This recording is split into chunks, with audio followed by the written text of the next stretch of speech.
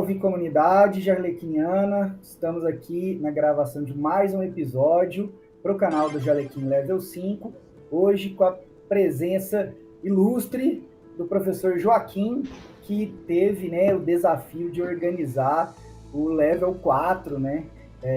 O primeiro evento do Jalequim na pandemia, espero que seja um único, né? Que a gente saia disso, mas primeiro evento na pandemia, de maneira remota, né? Então a gente vai falar um pouquinho disso. Seja muito bem-vindo, Joaquim, ao canal do Jalequim Level 5. Eu espero que seja um canal do Jalequim depois futuro, né? Mas, enfim, seja muito bem-vindo aí. Eu que agradeço, obrigado aí pela oportunidade de a gente conversar um pouco sobre esse nosso querido evento, né? Muito legal. Joaquim, então, assim, vou fazer algumas perguntas, a gente vai batendo um papo bem informal, na pegada mesmo do Jalequim, aquela coisa mais lúdica, sem formalidades. Então vamos começar conhecendo um pouco do professor Joaquim, né? A gente sempre aqui no canal fala que a gente tem dois momentos, um momento que é conhecendo o pesquisador e depois o momento lúdico do pesquisador. Então, conhecendo o pesquisador, né? Qual é a formação do Joaquim, como é que ele chegou aí onde ele está, na UFRJ, qual foi a trajetória? Conta um pouquinho aí para a galera conhecer. E isso é uma novela, né? Porque, assim, eu trabalho, né, na área de ensino de química, né? E aí todo mundo fica naquela expectativa, é licenciado em química ou fez química, e eu não fiz química, minha formação não é em química, minha formação é em farmácia, sou farmacêutico, mas fiz mestrado, doutorado em química orgânica, porque desde o terceiro período da graduação comecei a fazer iniciação científica em síntese orgânica e aquilo me encantava, até hoje me encanta, acho lindo, química orgânica, as outras químicas que me desculpe, mas a química orgânica é fantástica. E, enfim, fui fazendo minha trajetória na área de síntese orgânica, né? Mestrado, doutorado, fiz concurso para a universidade para atuar numa área, né, mais específica da farmácia, que é a química farmacêutica, né, química medicinal. Entrei para a faculdade de farmácia, depois fui para o Instituto de Química, né? Mas nesse meio tempo, na verdade, desde o início lá, né, da minha graduação em farmácia, eu sempre tive também um interesse muito grande na filosofia. Até comecei a fazer faculdade de filosofia junto com a farmácia, mas não deu muito certo, não.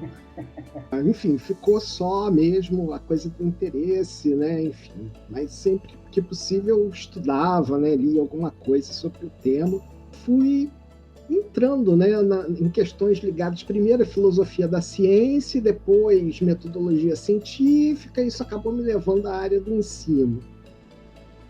Eu fiz um pós-doutorado fora do Brasil em 2004, 2005. Quando eu voltei, estava começando um movimento de organizar de uma forma um pouco mais formal a área de ensino de química no Instituto de Química lá da UFRJ.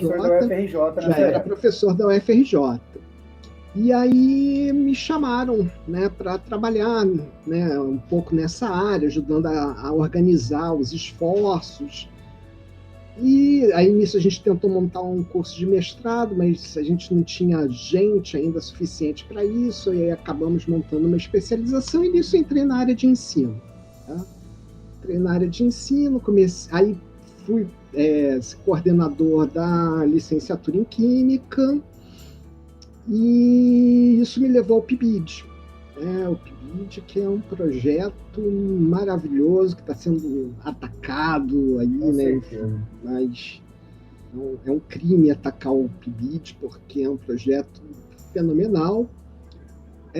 Eu fui ser coordenador de área, né, do PIBID, da área de Química, e depois acabei sendo chamado também para ser o coordenador institucional do PIBID. Nessa hora deu crise. Deu crise porque como é que eu, né, assumi a coordenação institucional do PIBID de uma universidade do tamanho da UFRJ, e eu não era licenciado, né, nem em Química, nem absolutamente nada. Né? Eu trabalhava com formação de professor já há bastante tempo, né, na licenciatura em Química, na especialização, mas aí eu falei assim, não, está na hora de viver isso, né, de saber o que é isso. E aí eu fui fazer licenciatura em Filosofia.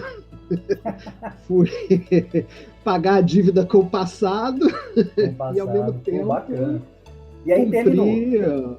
E aí terminei, fiz bonitinho, e a coisa mais fantástica que eu fiz na licenciatura em Filosofia foi o estágio supervisionado numa escola pública. Eu fiz o estágio de verdade, né? Ia então 2 vezes por semana lá para a escola, ficava lá participando, foi muito bom. Cara, que história legal demais. E foi assim, um momento muito legal, porque eu já estava atuando como pesquisador da área de ensino de ciências, né, na universidade, o pessoal na escola sabia disso, e me dava oportunidade também de levar algumas atividades, inclusive várias atividades lúdicas, para o estágio, né? Para a escola. E assim, eu tive que lidar, é uma escola estadual de um município da Baixada que ainda tem ensino fundamental 2 na escola estadual.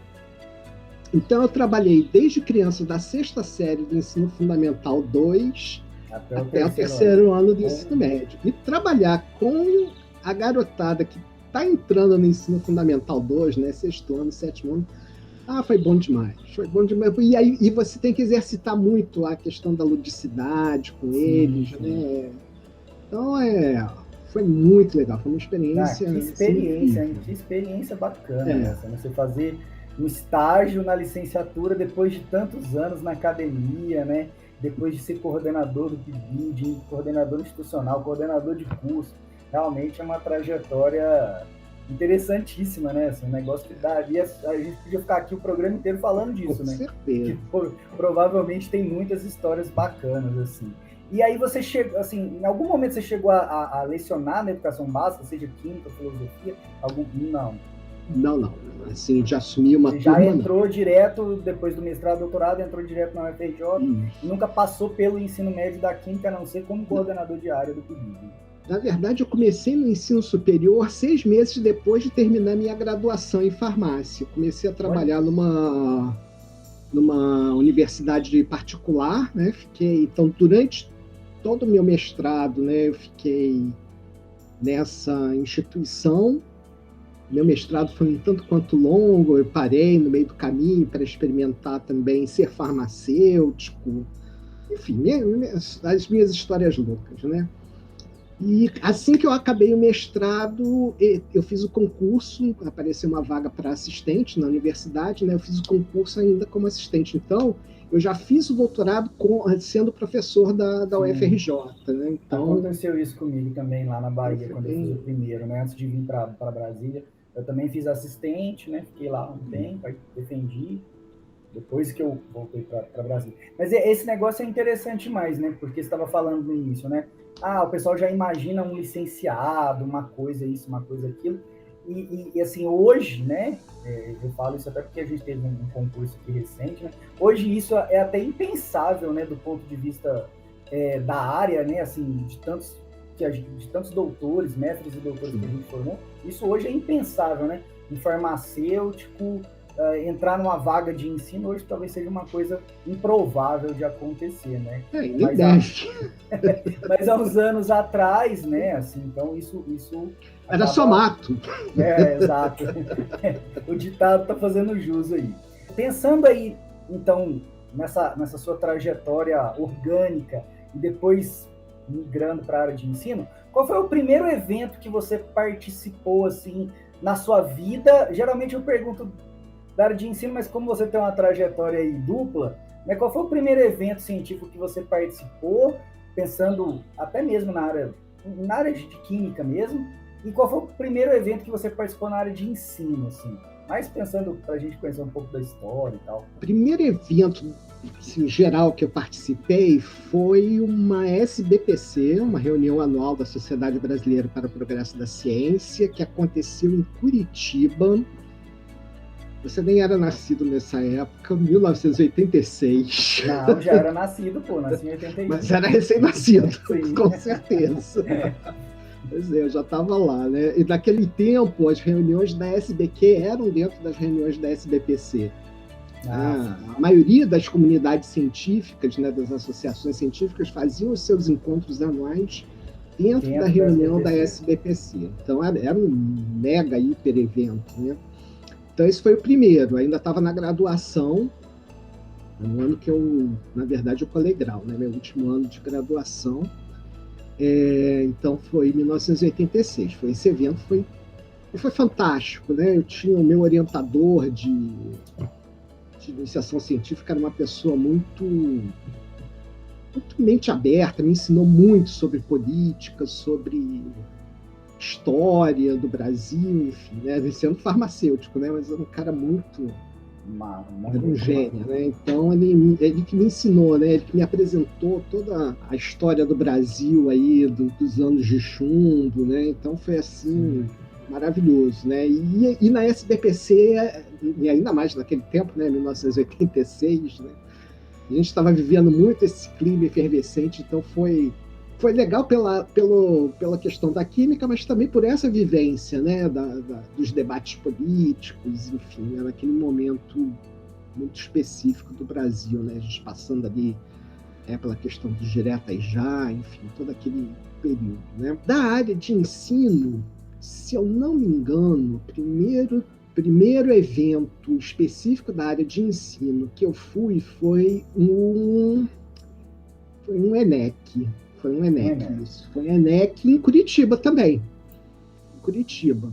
Acho que Curitiba é a cidade dos meus primeiros eventos. Sim, então, foi 2008 isso. Isso, 2008. Eu tinha voltado há pouco tempo do pós-doc, e estava exatamente nesse período que a gente estava estruturando a área de ensino. Foi o ano que depois eu entrei para a coordenação da licenciatura em Química. Então, 2008 para mim foi um ano muito marcante em termos da área de ensino, porque foi quando a gente abriu a especialização em ensino de Química, eu entrei para a coordenação da licenciatura, também fui ao meu primeiro ENEC, primeiro evento. 2008 eu acho que foi muito particular para as licenciaturas, né? Porque era, assim, digamos, o auge do Reúne, né? 2008. Então, estava, né, se abrindo muitas portas, né? Muitas vagas, muitos campos de expansão, né? Eu fui campus da UFBA em Barreiras, por exemplo, que era fruto do Reúne, que nasceu em 2006 e foi aumentando vaga, e só abriu vaga para o pessoal em 2008. Foi exatamente em 2008 que teve as vagas para ensino. Eles contrataram primeiro o pessoal de química, né, geral, assim, fisicoquímica, inorgânica, e depois foram contratando as partes mais específicas, assim. E muito Instituto Federal, né? Muita abertura de muitos institutos federais. Então, acho que 2008 foi um ano, foi uma lembrança boa, assim, para nós, né? E era um outro Brasil, né? Sem contar isso, né?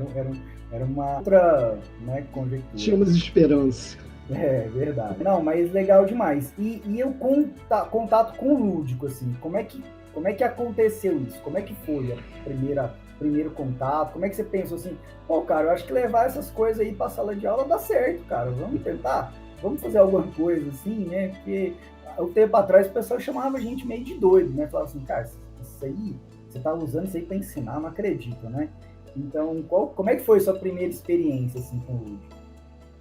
Então, assim, eu sempre gostei muito de jogos. Desde criança, a grande frustração na vida foi minha mãe não ter deixado eu ter uma coleção de jogos que vendia na banca de jornal, que era incrível, né? Eram jogos de todos os países do mundo. Até hoje eu sonho com essa coleção. Então, desde criança eu gostava muito da área de jogos. Quando eu estava fazendo mestrado em Química Orgânica, um professor de Química Orgânica Avançada, o professor David Nicodem, ele apresentou um jogo que talvez, se não foi o primeiro, deve ter sido uma das primeiras publicações de jogos no ensino de Química a ser publicado na Química Nova, que foi o Biriba da Ressonância, um artigo clássico, está lá na Química 9, enfim, né? Eu fui aluno do professor David, então ele jogou em sala de aula com a gente, turma de mestrado, né? Ele fez um baralho, eram de formas de ressonância, enfim, né? E foi uma experiência incrível aquilo, né? Até hoje eu lembro muito nítido daquela aula, né? Porque foi surpreendente para todo mundo ele levar um jogo, né, para a gente falar sobre estruturas de ressonância, né? Um tema tão importante para a química orgânica. E difícil, né? E difícil. Pessoal, os alunos da graduação, a gente chora bastante quando vai ver síntese, que vai ver ressonância e tal. Quero fazer uma biriba de ressonância, é brincadeira, né? Foi assim, vale a pena resgatar esse artigo, né, e essa história, porque ela foi assim, em termos da área de ensino, né, da questão dos jogos, acho que é um momento histórico importante. Pode não ter tido um grande impacto assim, né, para fora, né, mas naquele momento específico, né, alguém ousar publicar, né, um trabalho nessa área, certamente, né, pesou muito o currículo dele, né, a seriedade com que todo mundo conhecia, né, o professor David. Então, assim, esse foi um primeiro contato. Agora, eu, enquanto professor, pesquisador, começar a pensar em jogos, foi realmente no PIBID. Aí os PIBIDianos, né, os bolsistas do PIBID traziam as propostas, a gente começou a ler os trabalhos do Marlon, e aí a gente falou, esse troço tem futuro. Tem futuro. Rapaz, o PIBID, eu acho que... Eu sempre falo isso, pessoal. Em algum momento do PIBID, os PIBIDianos vão fazer algum tipo de jogo na escola, alguma atividade lúdica, em algum momento. Não interessa se a pessoa é da área, não é da área, se tem contato, não tem contato. Em algum momento da sua trajetória PIBIDiana, você vai aplicar um jogo lá. Né? Então, dificilmente não vai surgir isso, né?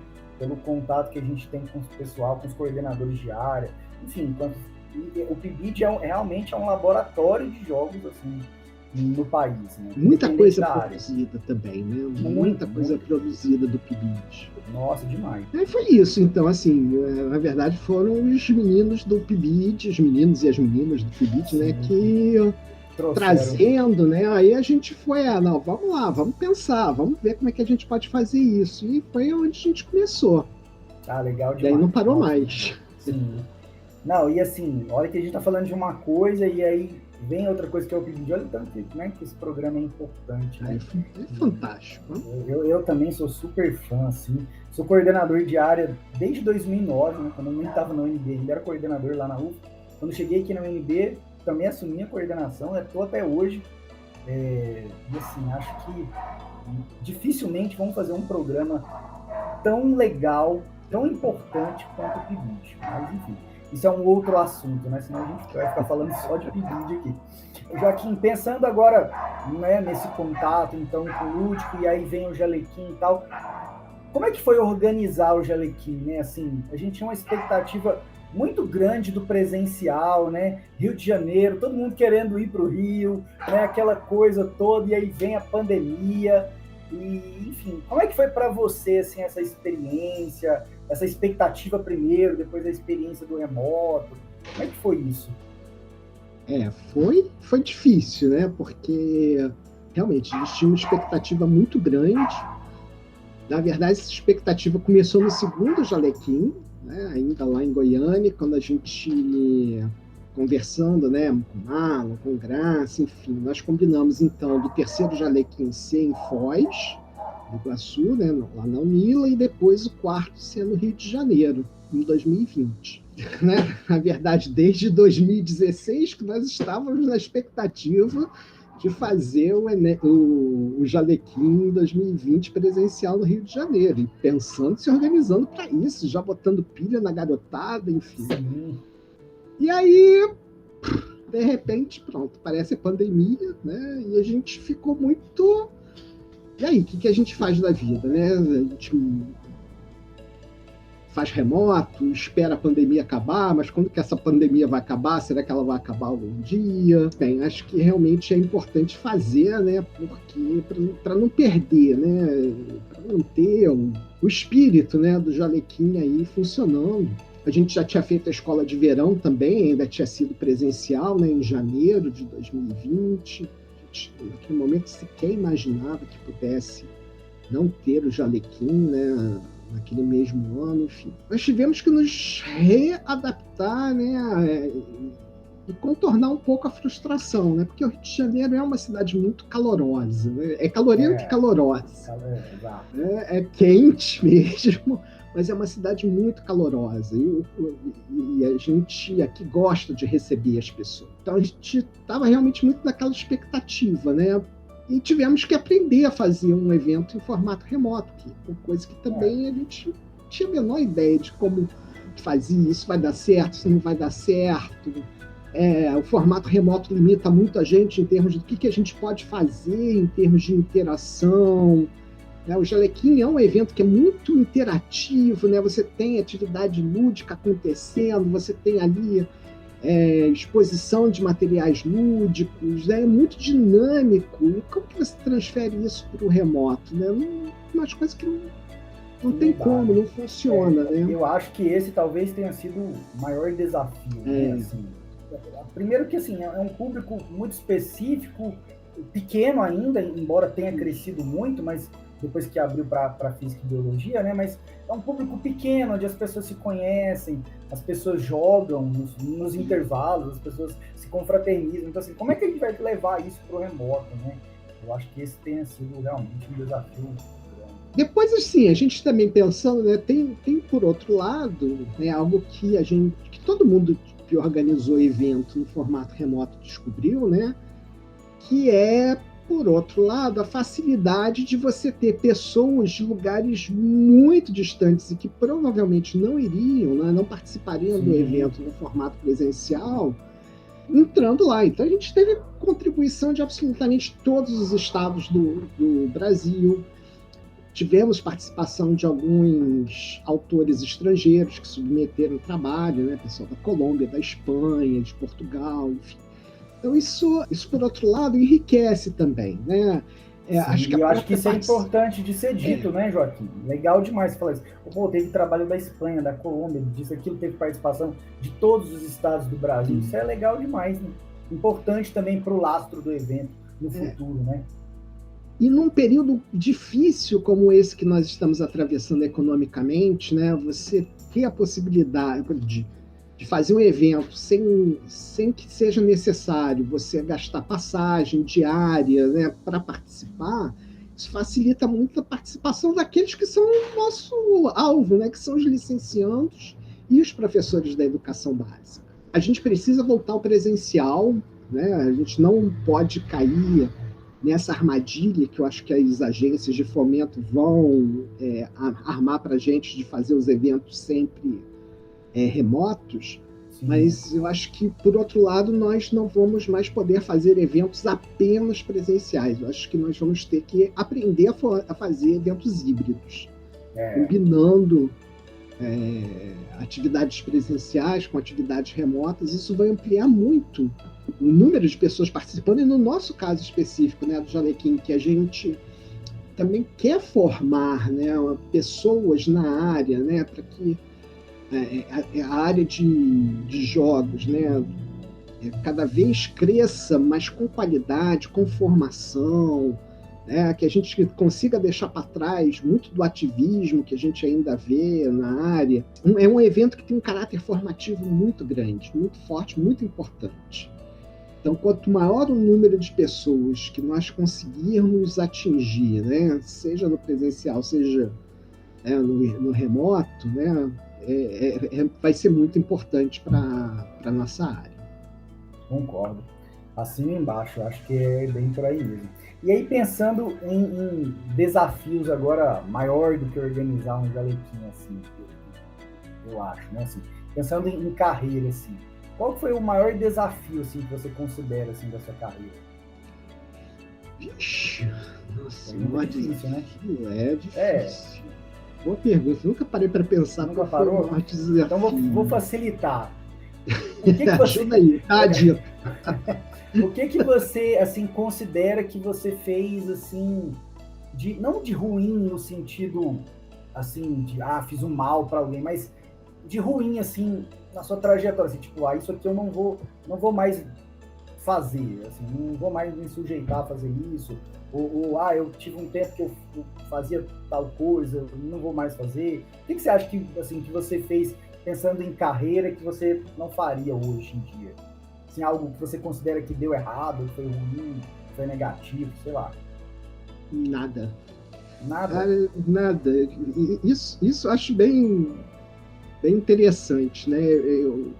De alguma forma, eu fiz todas as coisas que eu queria fazer, sabe? Tudo que eu planejei para minha carreira, eu consegui fazer. E consegui fazer muito mais do que eu jamais supunha que eu pudesse fazer. Tá? Eu não consigo pensar em assim absolutamente.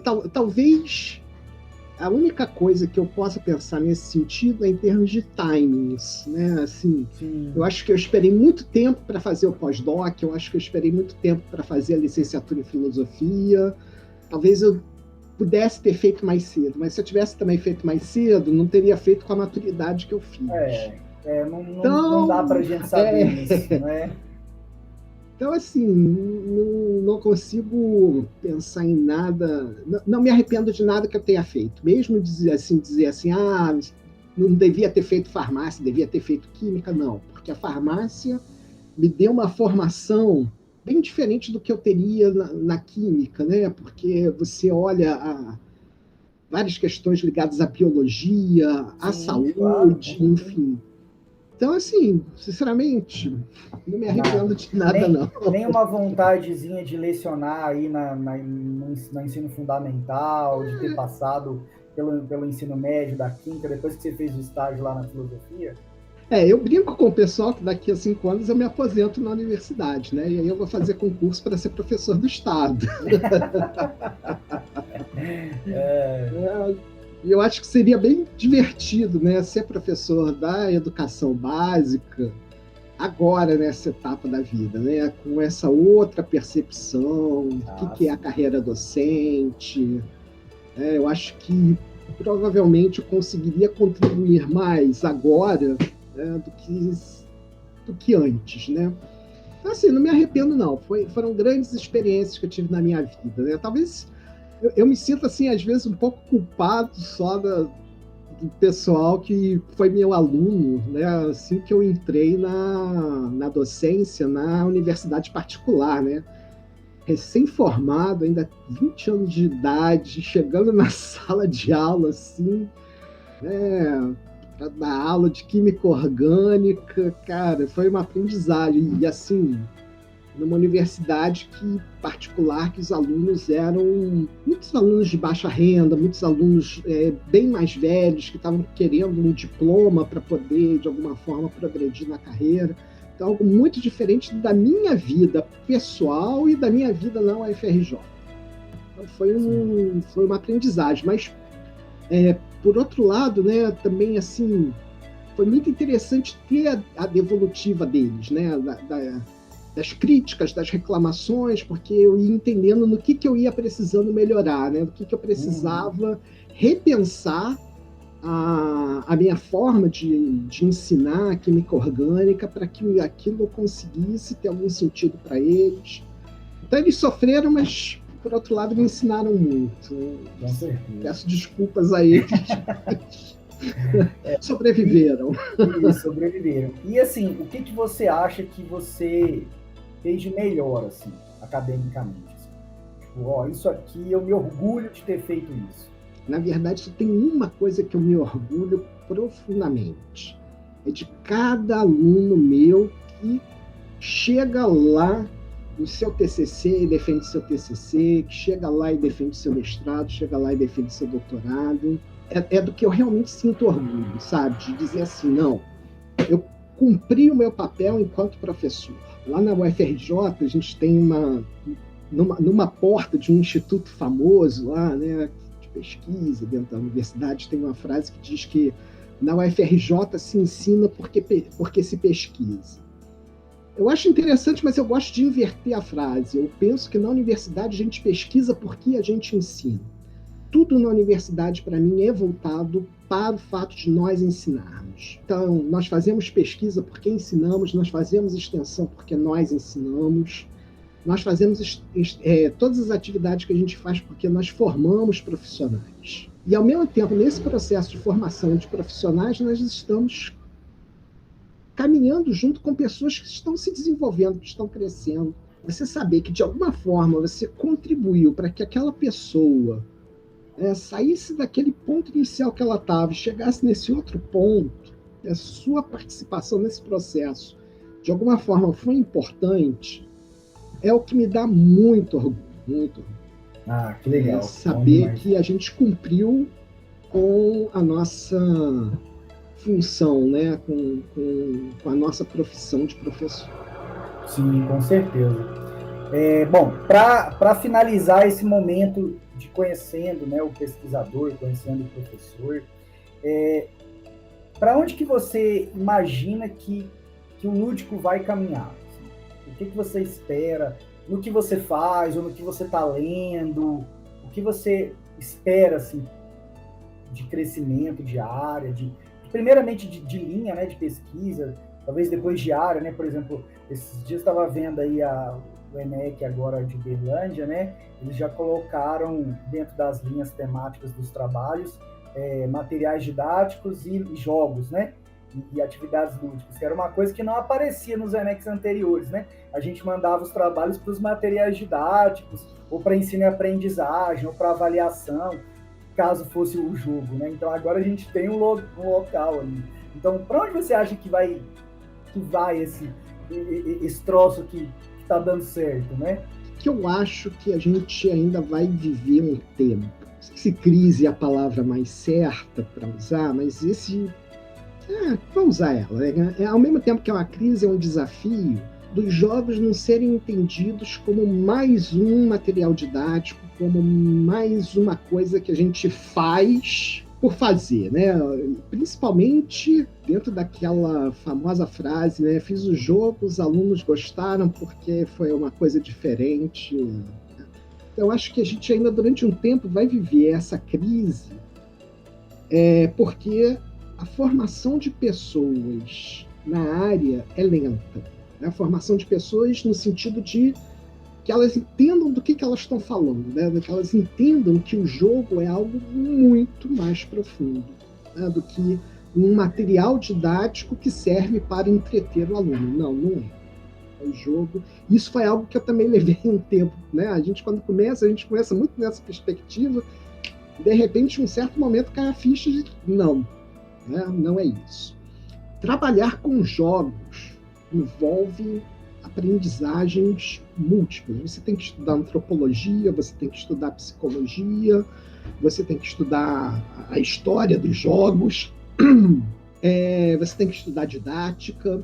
É uma área intermultipluridisciplinar.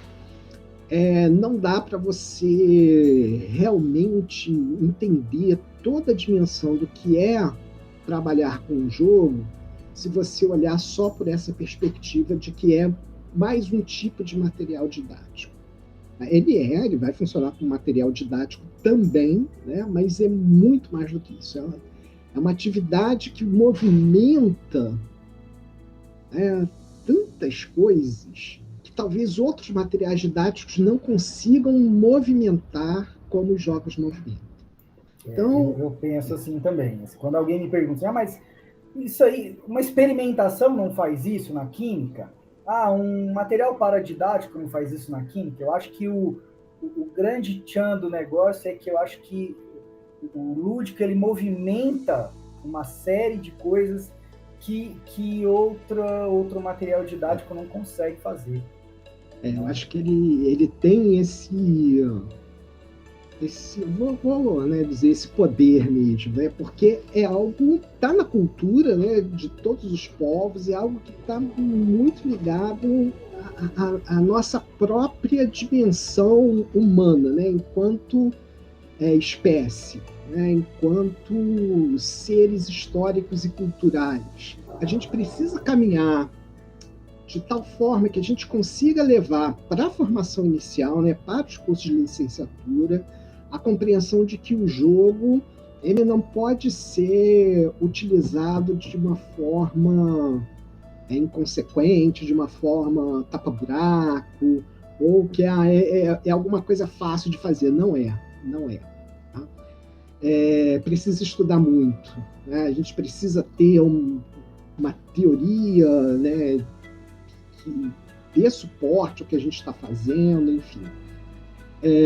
Então precisa estudar muita psicologia, precisa estudar antropologia, não é algo simples. Então eu acho que durante um tempo a gente ainda vai viver esse conflito.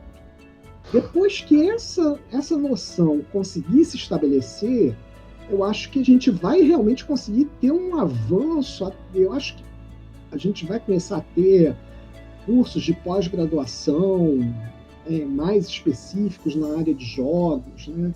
Então, hoje, jogos é uma linha de pesquisa dentro dos mestrados, doutorados, né, em ensino D, mas eu acho que, com o tempo, a gente vai conseguir amadurecer o suficiente para, eventualmente, chegar a ter mesmo um mestrado específico em jogos didáticos, em doutorado, né? Enfim, tamanha é a complexidade que a área envolve. Então, a gente vai precisar, talvez, no futuro, a médio prazo, né, pensar nessa especificidade da formação continuada na área de jogos. Bacana demais isso, até para quem, né, vai assistir aí, para quem vai, né, participar depois do Jalequim, que está, né, pensando em ingressar, né, adentrar nessa área, pessoal da graduação, ou até mesmo do mestrado, do doutorado, mas que está fazendo ali um trabalho, mas não está pensando assim, tipo, para onde que eu vou caminhar com isso no futuro, né? Então, acho que essa conversa é interessante demais para o pessoal pensar nesse sentido. E para a gente que está do outro lado, né, na formação, pensar nisso que você está colocando, né? De repente, a gente vai ter que começar a ter algumas formações continuadas, algumas discussões de grupo, enfim, para pensar para onde que a gente pode evoluir, né? Então, importante demais isso enquanto fortalecimento de área, né, Joaquim? Acho que é bacana. Mas agora vamos mudar de assunto, vamos para a parte divertida da coisa, não que essa parte histórica não seja, que foi bem legal conhecer aí a trajetória do professor Joaquim, né? Assim, muito legal, histórias bacaníssimas aí. Mas vamos para o momento mais lúdico aqui dessa conversa. Naturalmente, quem trabalha com jogos, em algum momento, é jogador também, né? E a gente, quando tem tempo, né, quando dá, a gente tenta fazer essas coisas. Nem sempre a gente tem esse tempo todo, né? Mas, Joaquim é jogador? Eu sou viciado em Pokémon GO. É verdade, você já tinha comentado isso, acho que no Jalequim mesmo. Viciado, sou completo, adoro jogar Pokémon, adoro. É um jogo muito interessante. Sim, uma das nossas perguntas aqui é exatamente assim, pensar num jogo antigo e um jogo atual, assim, ou novo, alguma coisa. O novo eu já sei que você vai falar Pokémon GO, né? Então, que é seu hobby, digamos assim. E um antigo, então? Um jogo que você jogou bastante aí, algum tempo atrás. Olha, eu joguei muito jogo de dama, muito dominó, muito jogo de carta, assim, baralho comum, né? Quando eu era criança, hoje em dia não tem muitas oportunidades de jogar esses jogos, né? A não ser formato eletrônico, enfim, né? De todos esses, acho que o que eu mais curti era o jogo de damas. Adorava o jogo de damas. É um jogo de estratégia. Sim, e aí só para confirmar, um jogo atual, Pokémon GO. Pokémon GO. Confesso que eu tento aprender a jogar Magic, acho um jogo excepcional, eu adoro, mas é um jogo difícil. Sim. Mas é um jogo sensacional. É sensacional, eu acho fantástico.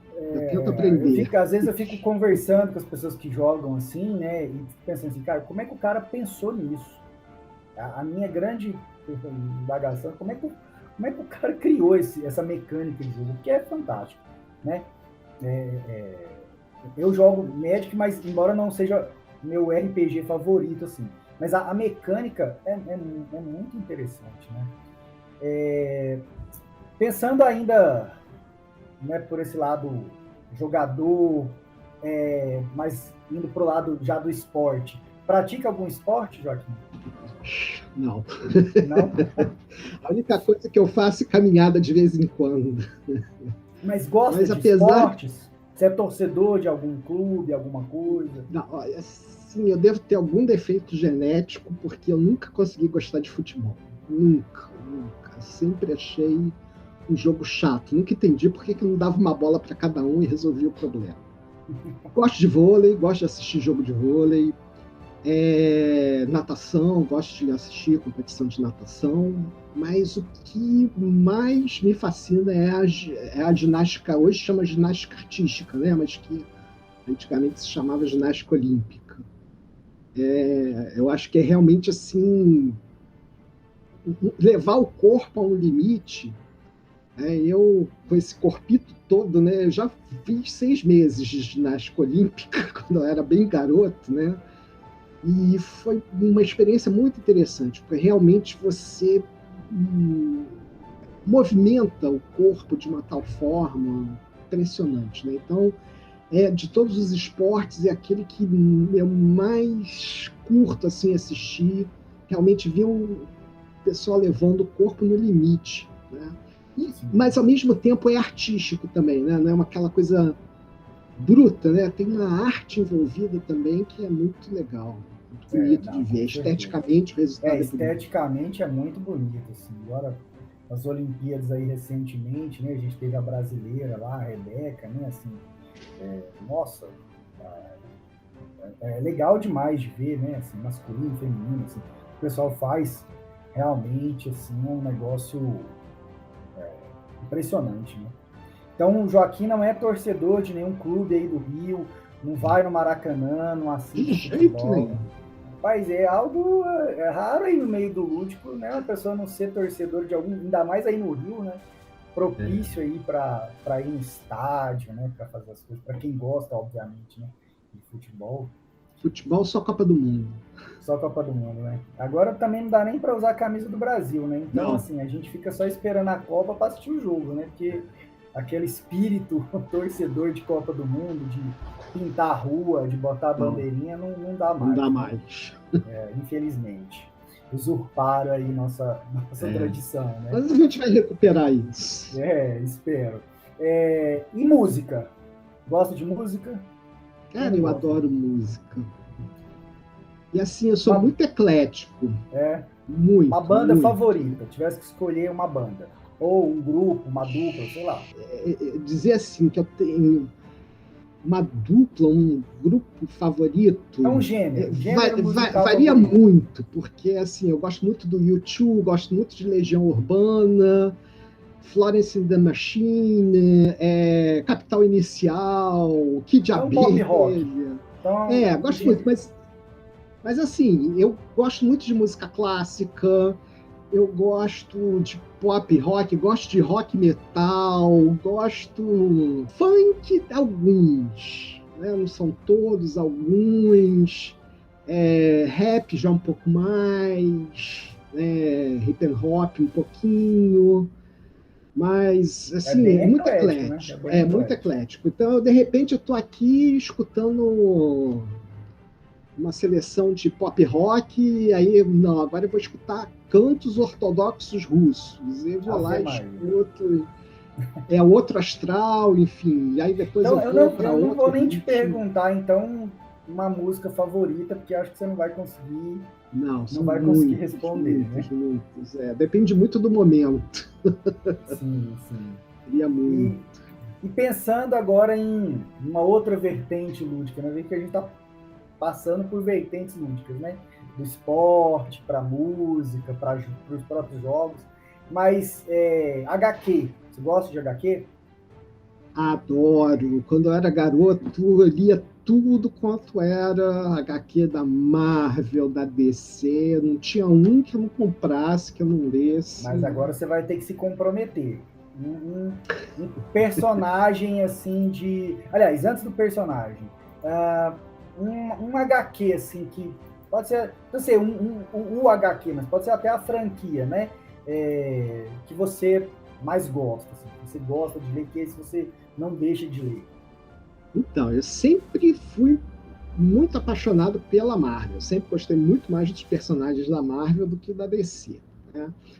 Sempre gostei muito dos Vingadores, né? Não é porque eles agora estão na moda, mas nunca curti muito, por exemplo, o Homem-Aranha, Quarteto Fantástico. Os Vingadores eram realmente. Os Vingadores sempre foram meu grupo preferido. Eles e os X-Men, né?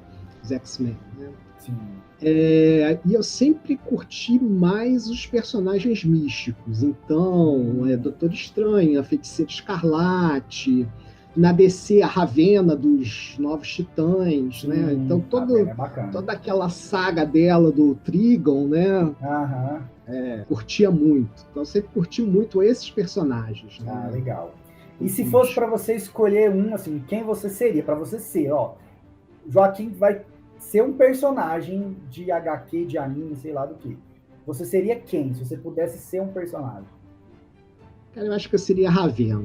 Ela tem uma complexidade, né, que pelo menos a Ravena, né, daquela fase ali da saga do Trigon, da saga do Irmão Sangue. Depois eu perdi um pouco o contato, eu assim, não continuei a ler todas as histórias, mas fiquei tentando acompanhar um pouco. Depois o troço tomou um rumo que eu não gostei muito, não. Mas dessa fase, personagem extremamente complexo, com dilemas psicológicos assim, Sim. Fantásticos, né? E a questão da empatia, né? Que o poder dela é a empatia, né? Você sentir o que os outros sentem, né? Acho que é alguma coisa que é um desafio muito grande. Um negócio legal, assim, que eu acho na Ravena, no personagem da Ravena, é que ela, assim, ela sofre, né, no existencial dela, ela sofre porque ela não pode se doar mais, né, para a população, para os amigos e tal, porque ela tem medo de matar eles, né, daquela coisa e tal. E isso é difícil de você sacar isso, né? Com os desenhos, por exemplo, quem assiste Jovens Titãs em Ação, então aqueles desenhos mais bestas, não entendem isso, né? Isso não transparece no desenho. Mas quando você lê HQ, isso é legal porque aparece, né? Nos diálogos, nas conversas. Eu acho fantástico. Eu, particularmente, gosto mais da DC do que da Marvel. Então, assim, tem assinatura, né? Faço assinatura da Panini, com aquelas que vem sempre, né? Assim, vem os Titãs, vem Liga da Justiça, vem o Super-Homem, né? Então, tem muito aqui, não tá nem cabendo mais, não sei onde que eu vou botar mais. Mas, então você vai acompanhando, realmente, assim, acho que a escolha foi legal. Ravena é um personagem muito, muito legal. Mas da Marvel, você sempre falou da Marvel, quer dizer, sua saga preferida da Marvel, mas você escolheu um personagem da DC, um da Marvel, assim, que te... Olha, eu fico muito dividido entre o Doutor Estranho e a Feiticeira Escarlate, né? Eu acho que a Feiticeira Escarlate demorou muito para amadurecer toda a potencialidade dela, né? Eu acho que a gente tem todo um período inicial, né, da Feiticeira Escarlate que ela é muito pouco aproveitada, né? A fase que ela realmente desabrocha é a fase que eu já não estava mais conseguindo acompanhar as histórias. Que ela realmente surge tal como ela hoje está sendo apontada aí no WandaVision, por exemplo. Né? Já o Doutor Estranho, não. Ele, desde o início, sempre teve, né, aquela posição ali de muito destaque, né? Até nisso a gente vê a misoginia, né? É verdade. Levou, né, o personagem masculino ali, né, sempre né, super poderoso. Mas são dois, é difícil de escolher entre os dois, né? De novo, eles têm dilemas. Mas pensando na pergunta, seria realmente a Ravena, né? O seu personagem. Com certeza. Você seria com certeza. a Ravena. Tá. E pensando agora uma coisa que eu sempre pergunto aqui pro pessoal, assim, uma coisa mais moderna, né? Que a palavra não é da nossa época, né? Um crush científico. Se fosse para você falar, não, essa pessoa aqui é meu crush científico. Adoro ler, adoro aquelas coisas assim que. Quem seria seu crush científico? Arrhenius. Arrhenius? Arrhenius, cara, Arrhenius, na verdade são dois, né? Mas assim, tem o Arrhenius e tem o Shelley, todos dois suecos, né? Em momentos diferentes, mas dos dois, o Arrhenius com certeza, né? Eu acho que a gente não dá o devido valor ao lugar do Arrhenius na história da química, né? Principalmente no ensino médio, o Arrhenius fica ali, né, como uma teoria ácido-base ultrapassada, aquela coisa, né? Enquanto que o Arrhenius foi um cara brilhante, né? O trabalho dele foi fundamental, né, para quebrar com o modelo atômico do Dalton. Então, todo o trabalho que surge depois do Thomson, né, para a descoberta do elétron, enfim, tudo isso vem dos trabalhos do Arrhenius. O Arrhenius ousou falar coisas que, por exemplo, Faraday não ousou falar, né, sobre a existência das partículas ionizadas, né, enquanto que o Faraday ele procurou não mexer demais no modelo do Dalton, né? O Arrhenius enfrentou, quase foi reprovado no doutorado dele por causa disso, né? Então é uma figura que eu admiro muito. Lá no Ladkin, né, a gente tem a exposição A Química em Tudo, e um dos setores da exposição é de artes, de história, né? E aí a gente fez, as meninas, né? Quer dizer, o pessoal do laboratório tinha escolhido colocar como grande figura, né, da ciência ali, um desenho da Marie Curie. Aí eu falei assim, então vai ter que ter um do Arrhenius do lado, porque o cara também foi muito bom, né? E muito pouco reconhecido, eu acho. Não, com certeza. Não, bom demais. E pensando agora, né, atualmente, assim, quando o Joaquim não está na UFRJ, o que o Joaquim está fazendo? Um hobby, uma atividade, lazer, sei lá, o que o Joaquim está fazendo que não seja trabalho? Jogando Pokémon GO.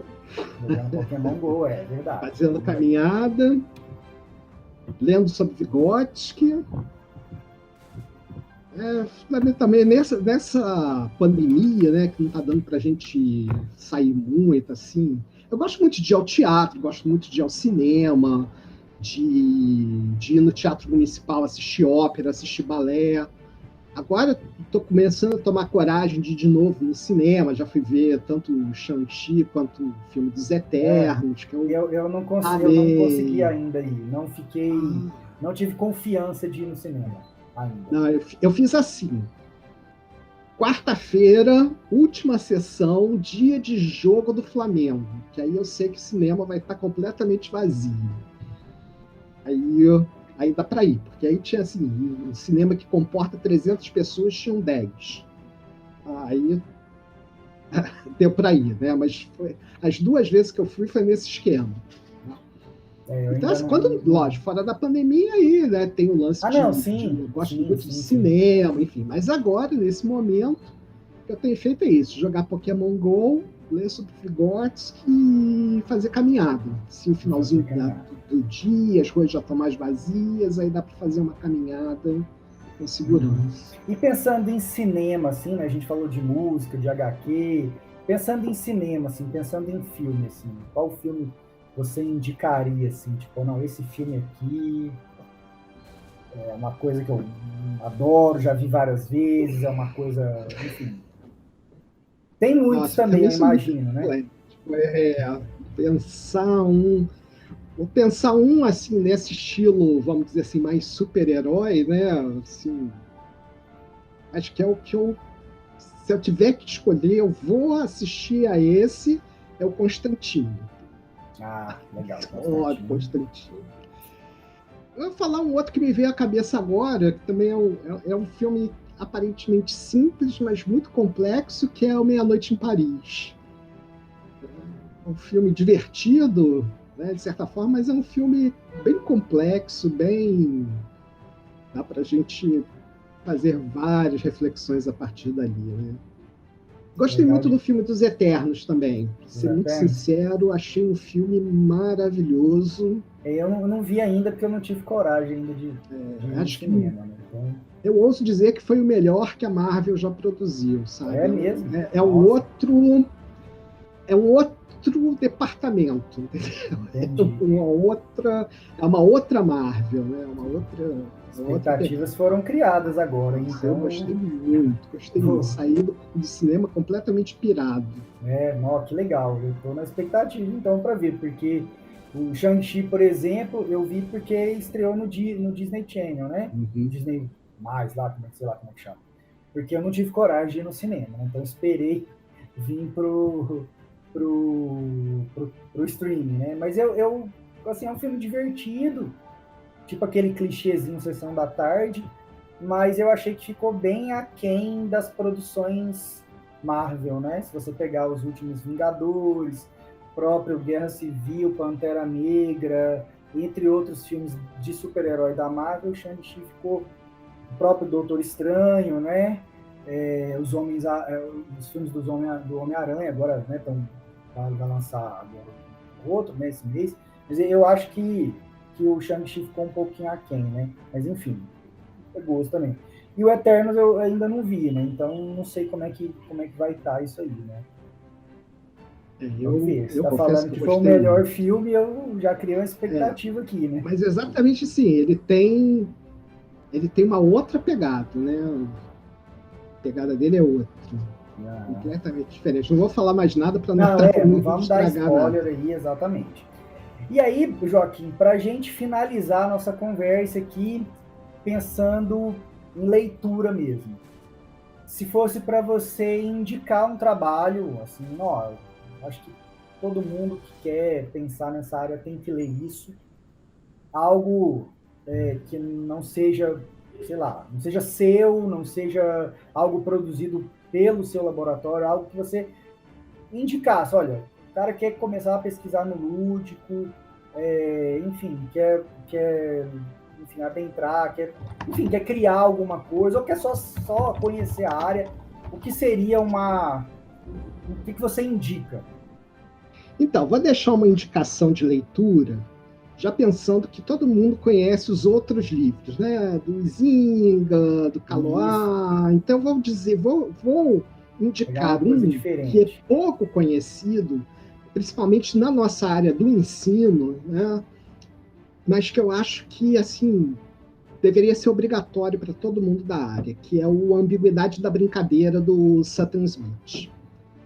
É um livro que te abre assim uma percepção do que é o jogo, né?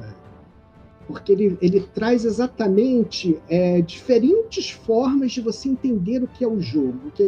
Na verdade, o que ele chama das diferentes retóricas do jogo, ou seja, os discursos que você usa para convencer os outros de que aquilo que você está falando é o significado do jogo. Sim. Então ele apresenta várias retóricas e ele vai costurando isso não só com a história da humanidade, né, com a história de uma forma mais geral, mas com os próprios movimentos políticos. Então, a gente entender, por exemplo, que essa visão do Izinga, que a gente tanto, né, trabalha, fala, cita, é uma visão muito ligada, por exemplo, ao capitalismo. Você tem outras retóricas, outras concepções que são mais, vamos dizer assim, comunais, né? Que entendem o jogo não numa perspectiva individualista, capitalista, mas entendem o jogo de outra forma. Então, assim, é um livro denso, é um livro grande, é um livro denso, mas que eu acho que aborda a questão do jogo de uma forma muito singular. Tirando o último capítulo, que o último capítulo dele eu acho que é uma tragédia. Né? Que ele estraga profundamente o livro no último capítulo. Né? Um último capítulo muito datado também, né? Muito assim, ultrapassado, muito fruto daquele momento específico que ele estava vivendo na hora que ele escreveu. Né? Mas tirando o último capítulo, todos os outros eu achei assim brilhantes. Eu acho que é uma leitura obrigatória para quem quer ter uma dimensão mais complexa do que vem a ser o jogo. Sim.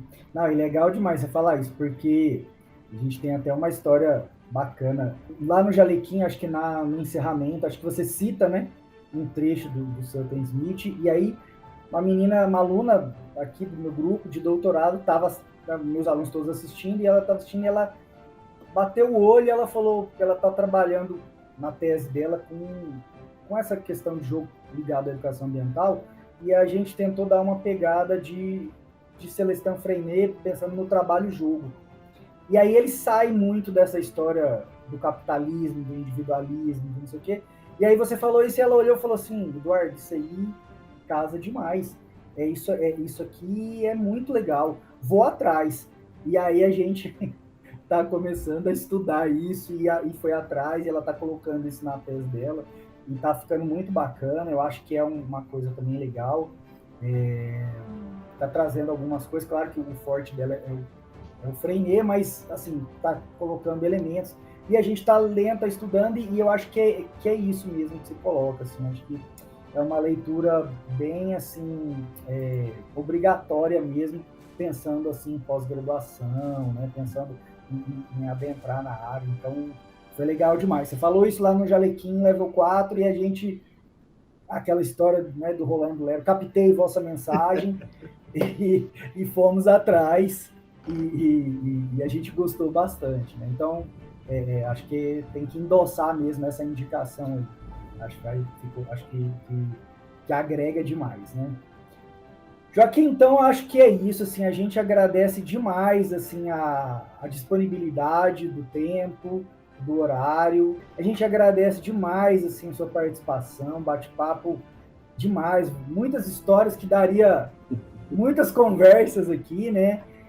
Eu que agradeço. Muito bom a gente bater esses papos. É muito legal. Com certeza.